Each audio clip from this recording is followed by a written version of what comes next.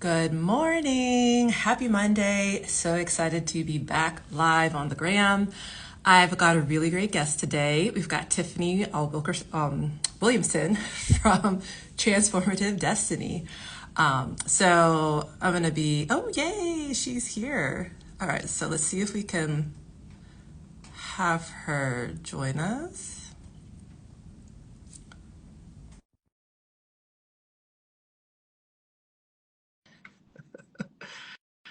So, but yeah, it's cold in Durham. I don't know where you are right now, but it's chilly today.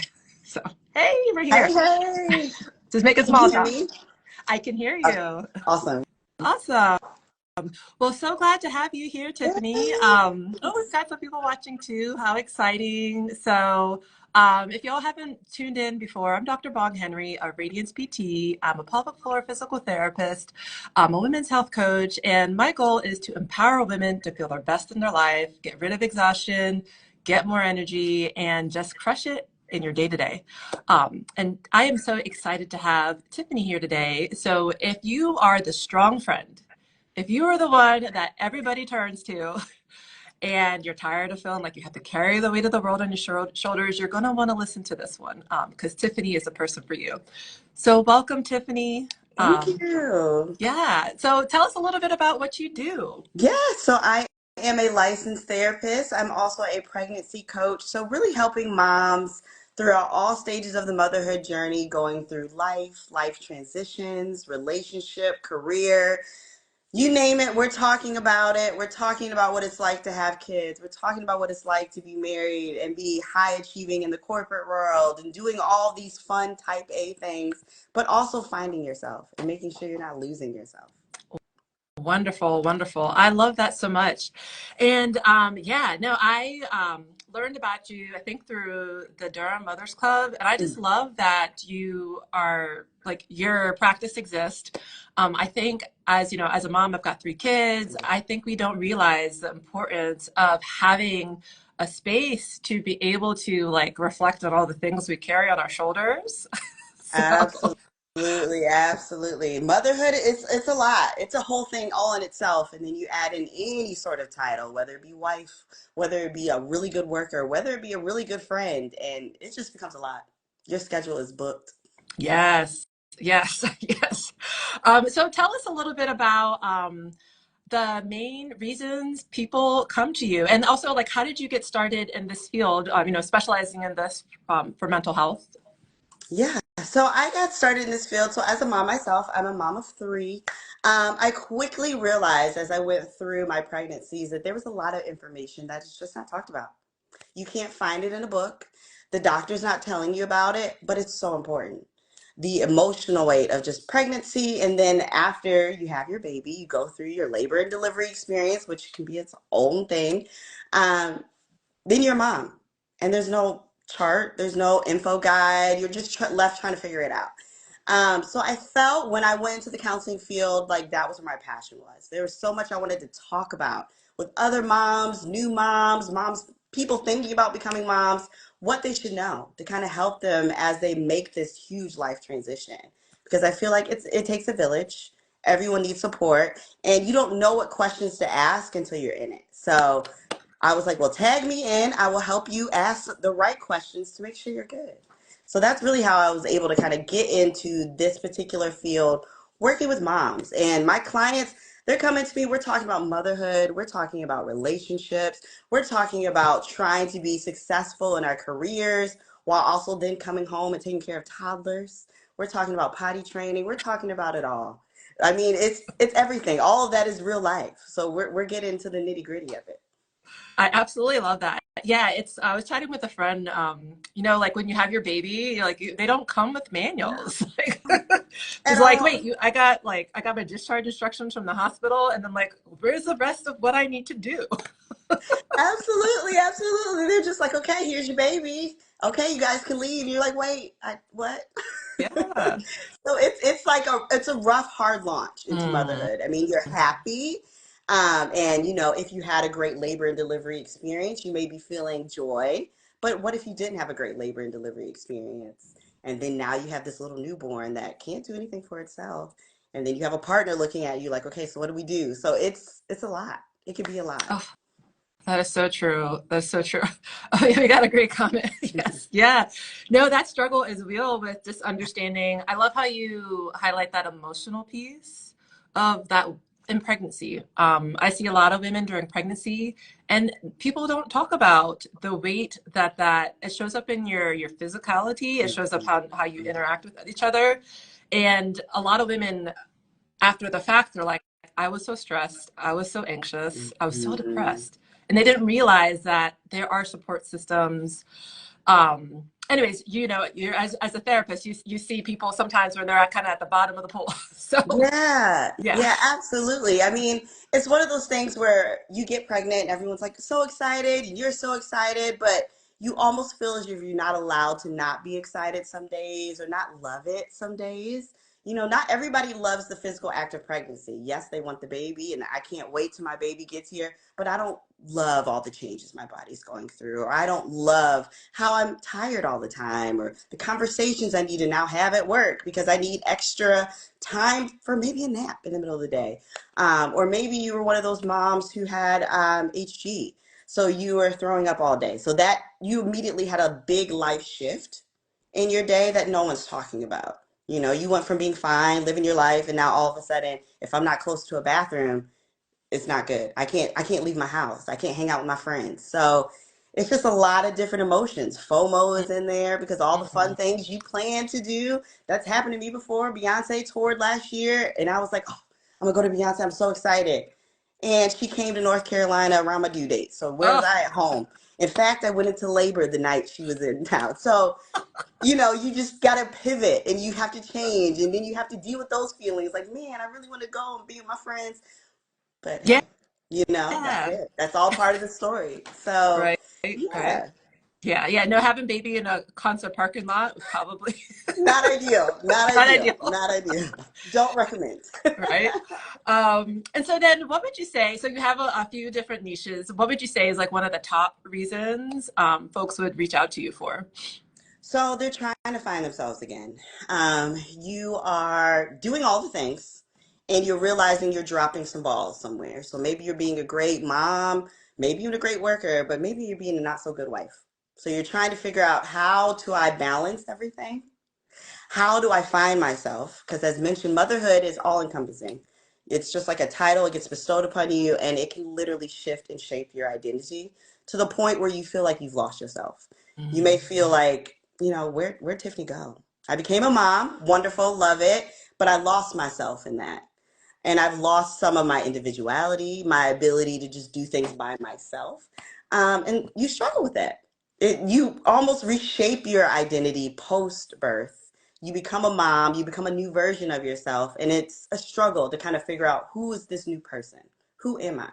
You know, so we're talking about that. And it could be something as simple as like, hey, I'm trying to balance worth. I'm trying to have conversations. I'm trying to move up in the world. And how do I talk about that? But then still have to go home and, you know, your kids don't care about anything you have going on throughout the day. I always say this, like my kids don't care about nothing I got going on. They're caring about their snacks, making sure I'm got the show on they want to watch, playing the toys. So how do you shift? How do you go from being a corporate baddie all day or doing whatever it is you want to do, and then you have to go home and we're doing diapers, we're doing potty training, we're doing this, that, and the third. So how to balance all of that? That's so amazing, so amazing. And yeah, we just was it this past week wrapped up Black Maternal Health Week. Yes, yes. Yeah. Any wisdom you might share for our mamas of colors out there who are struggling with their mental health, but not quite sure if like it's for them? It's for you. Black maternal mental health is for us. We are a statistic that I always say, and it's always talked about. We're 3 times more likely to die during childbirth, which is disheartening, and it's very scary. So, as if you're pregnant or thinking about conceiving, it's really, really, really important you think about your support team, your doctor team, who's going to be with you in the room when you go in to have your baby. Even if it's a C-section, you still need your team in there because when you're going through the act of getting a baby out into the world, that is your focus. I don't have time to worry about what this nurse is doing, this doctor is doing. You need people in the room that's going to be looking out and checking for you because unfortunately, we are 3 times more likely to die. And this is in the US. So I'm not talking about in a third world country. This is here. This is with renowned doctors, renowned hospitals.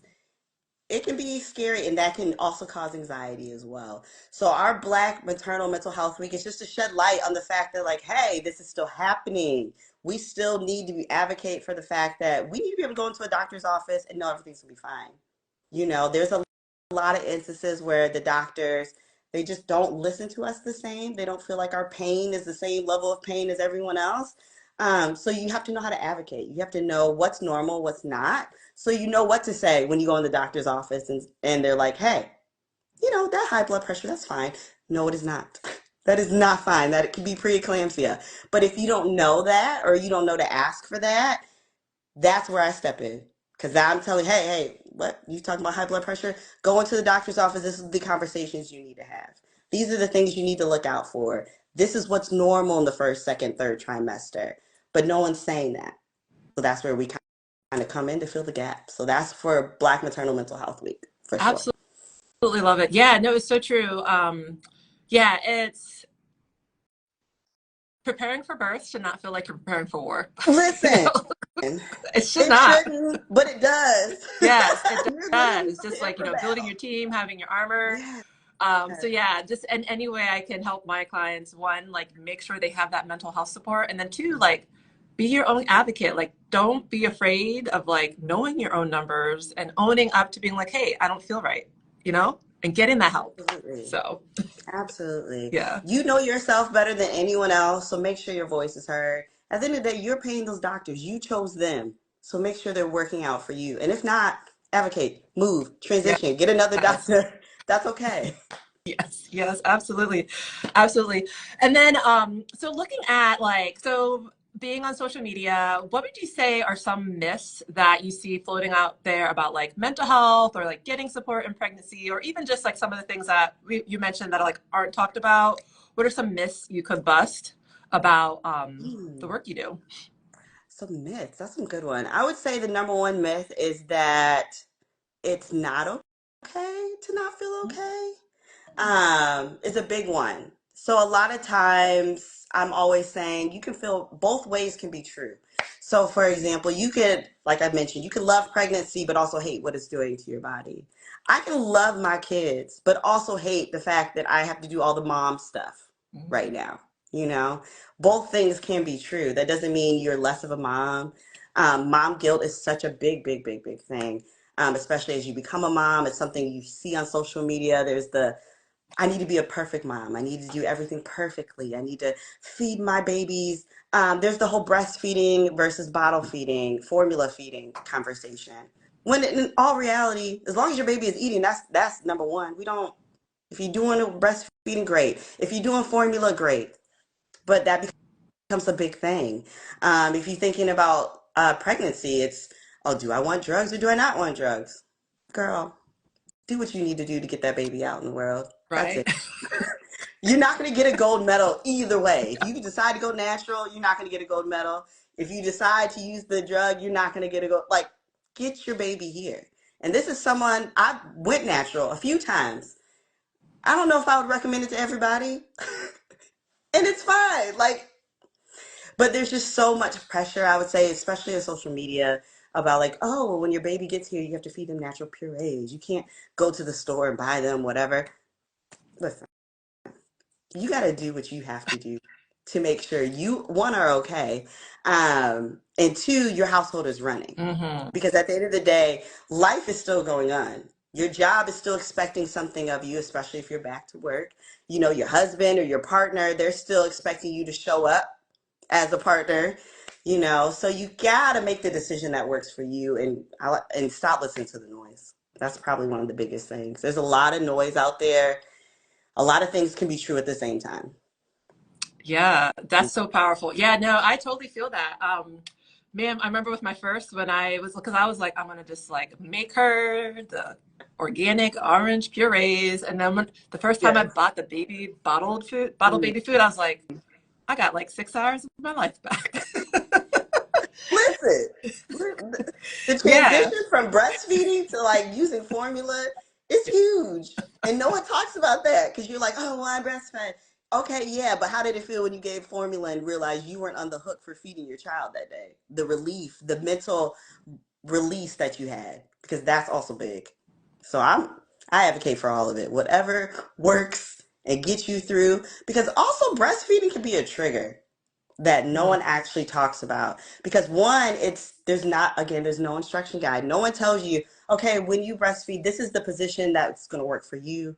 No one knows what your milk, ability is going to be. You may want to breastfeed, want to do everything, and it just doesn't work out. So then you're left feeling with there's guilt with that, there's shame with that.